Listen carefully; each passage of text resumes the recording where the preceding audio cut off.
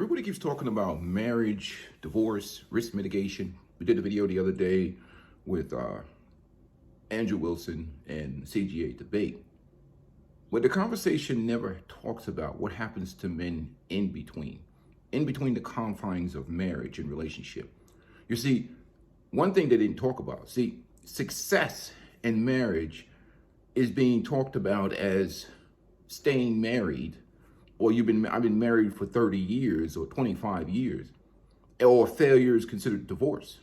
And what happens in the divorce courts, family separation, men losing their children and their financial assets. But nobody ever talks about the death of 1,000 needle pokes. And many times that's what happened to many men inside these marriages, where you see these guys and they're just a shadow of their former self. Their bellies are getting big, their cortisol level is high, and many of them leave this earth earlier than supposed to be. Even Andrew Wilson himself, he smokes like probably 100+ cigarettes a day. Salute to Andrew Wilson. I actually like Andrew Wilson. Well, men don't do any self-care, self-preservation. Me, I'm 51 years old, and cross my fingers, God willing, I don't take any medication. I'm not on anything. I'm motivated right now. I'm about to hit the gym, get in shape. I'm retired, been retired since 46 years old. I don't really have any health problems. I don't drink or I don't smoke. I do deal with the ladies occasionally when I choose. I live a very peaceful life. That's why this channel is called A Peaceful Life. I really don't have any need for it. When I want to be around women, I be around women. When I don't, I don't. And at this age, I'm interested in putting things that put a smile on my face.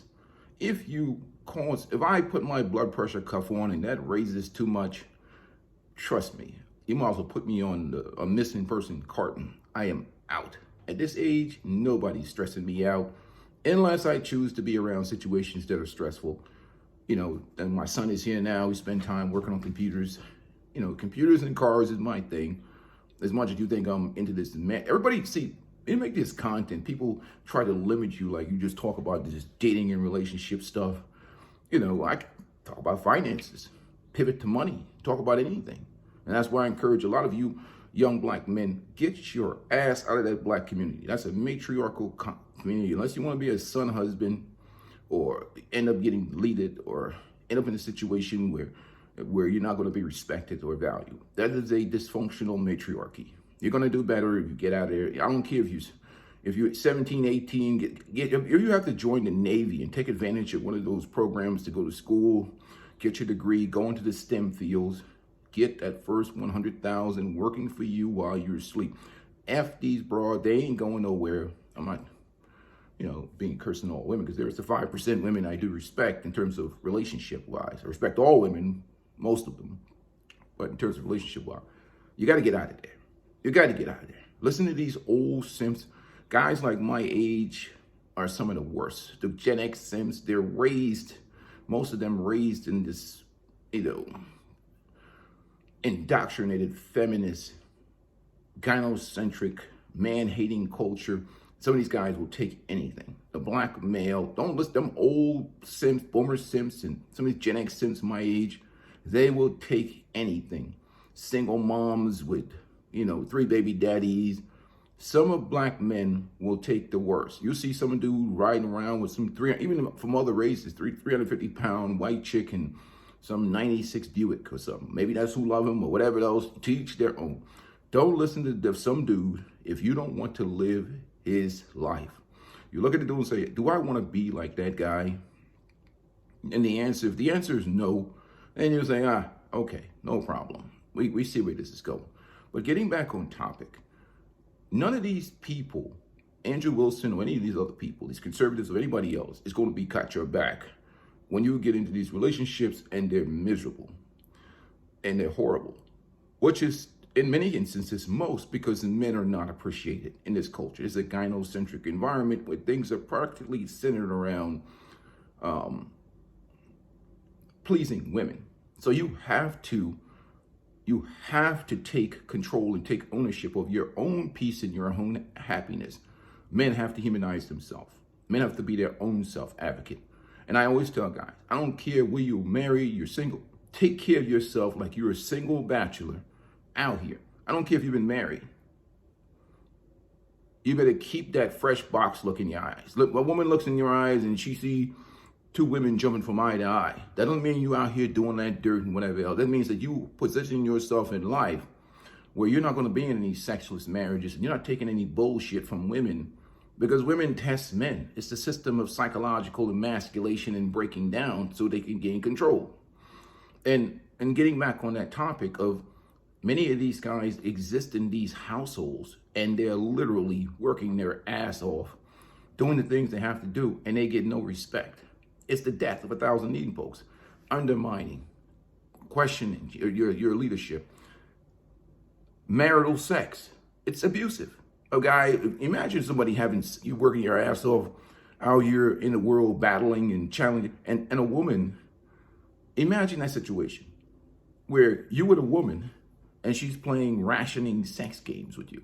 Who the hell would want to have sex with a woman like that?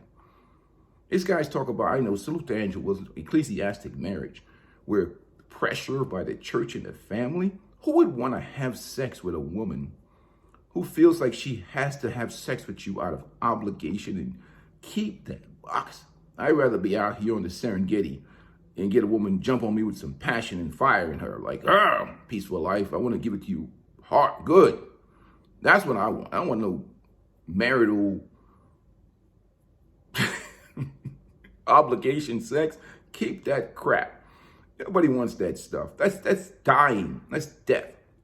These men are like the Walking Dead, zombies. I used to work with guys. I mean, I'd be working all hours of the night, especially in those patrol car. Dude would be with his wife.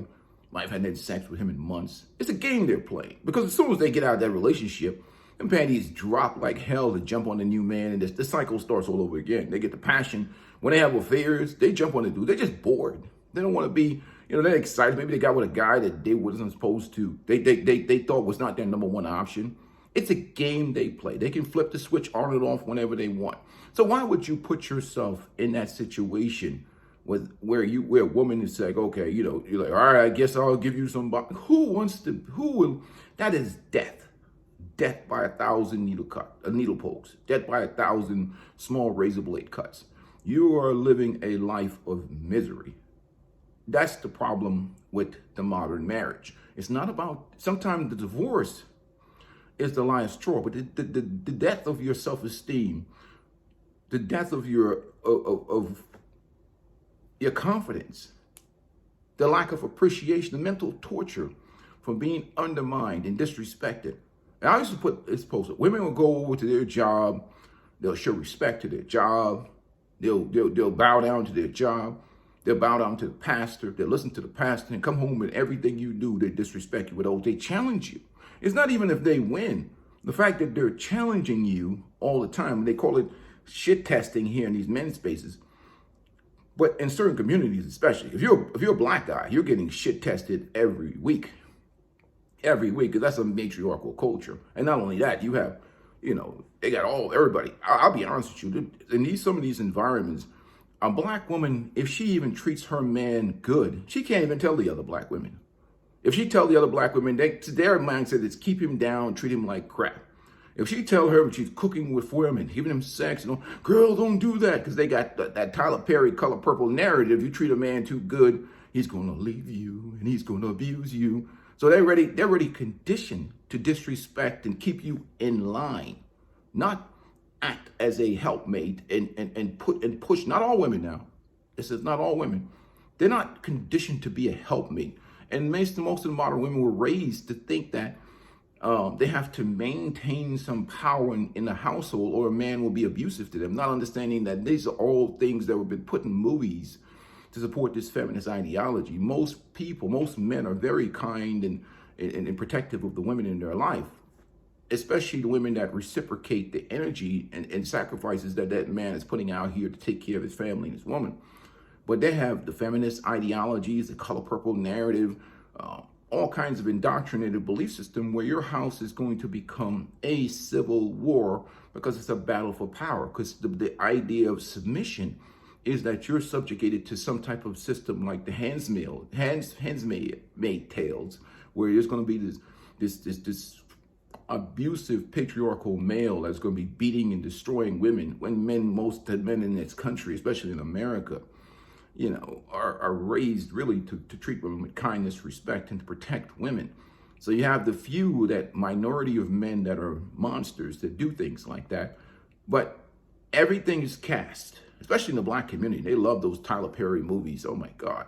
I mean, you're like, or the color, you're like Mr. from The Color Purple if you demonstrate any type of masculinity. And you think and it's worse because you're surrounded by an environment with son, husband simps, boomer simps, that'll basically worship women. That's why the women don't even want to lose any weight. They're big and huge and large because they answer to the matriarchy, and men are supposed to accept whatever they deliver to them because the men really don't have that kind of power. In the black community that is ran by the Democratic Party, it's not ran by the Democratic Party and the women that they installed to run that community. The men really don't have that type of power. And if you listen to these old boomer simps, they're afraid of the mountain racist hillbilly coming down to, oh, well, you gotta go support those people, or the racists will come forget you. Not talking about how that community specifically has been destroyed by the weakening of the men. When you weaken the men in the community, you basically take control of them. It is a strategic effort. When you weaken men, you basically take control of the community. That's why this feminization of the men in the West has been going on for the past 70 years now. It's about control and keeping women, spending, of course. But these are topics that people don't talk about in terms of what men experience in relationships in the West, especially when you install the government. The government, once the government gets in a relationship, it's a threesome. And the government is on her side. And the government is going to give her power. And not only that, the community itself, it's even in the conservative churches, they're look at what happened to the conservative commentator who got a divorce. You guys can leave his comment down below. The church didn't back him up. They didn't. They went home, they sided with his wife. They believe whatever she said.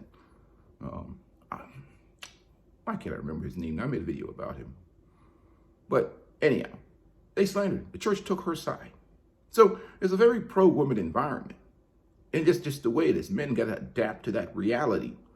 That thing is not changing anytime soon. And like I said, and even Andrew Wilson himself talked about the covert feminists that exist. Most of these women have been ran through and ramrodded, and then they found Christ. And now they're trying to get men in the traditional sense, in these traditional marriages, after they've gone through and enjoyed their whole phases and whatever else. And you see that now with the modern church. Many women, they're trying to rebrand themselves because they want themselves a sucker simp to sponsor them.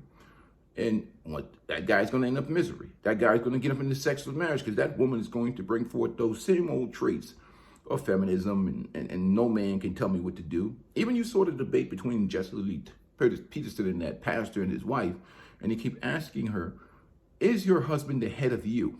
Which is the Bible said the husband is the head of the woman, the wife. And she could not submit to that answer. Well, he's the head of the household. No, is he the head of you? Because if he's the head of her, he's the head of the household. But she couldn't say that because in her mind, that's that ingrained, implanted feminism. And it will show itself. Once the pressure is on, you see, this is how you find out about people, is you put them under pressure. Pressure, stress, anxiety, and you see how they perform. We do that in sports, you do it in the military, you do that in all kinds of training. When people, how do they respond under pressure and stress in a relationship, in a situation when things are not going good? And that's what you find out about people. So that's what people are not really talking about. What happens to men in these marriages? And I say many of them die even before that divorce. You look at them and look at how they move and look at the. They won't tell you because again, you can't complain. If you complain, if you complain about, they're gonna call you up. You know, you live you're on your own. You're in a feminist environment. Most of the dudes around you, they don't, and other married couples, they don't want to catch that failed, unhappy marriage disease. So the men that are married to other women, if you tell one of them dudes, most of them dudes got their balls clipped. They're gonna tell their wife, and their wife's gonna be, they're gonna all be against you. They're gonna be against you. You're on your own. So if you don't have the power and control over your situation, nobody can make anybody do anything in a relationship. This is a free society. We're all individual. Women are free to make the decisions that they want. And men are held to a certain standards in terms of the state. See, the state enforces obligations with men. You get married, the state is going to enforce your side of the bargain. Your provision, your protection, security, and especially with those kids, the state is going to, that woman has no, other than the goodness of her heart or her belief system and moral belief system, she has no obligations to supply you with anything that puts a smile on your face or any type of loyalty or any type of good treatment or respect. And guess what? The greatest society will support her. The women will support her. The Sims will support her. The church will support her. And you will become that color purple character. And that's what will happen to you in your life. And again, nobody's got your back. Men need to adapt and make decisions that are best for them. Let me know what you guys think with the video. Hit the like button and make sure you subscribe to the channel. Peace. I'm out. You're on your own, gentlemen. As soon as you figure that out, the better it'll be.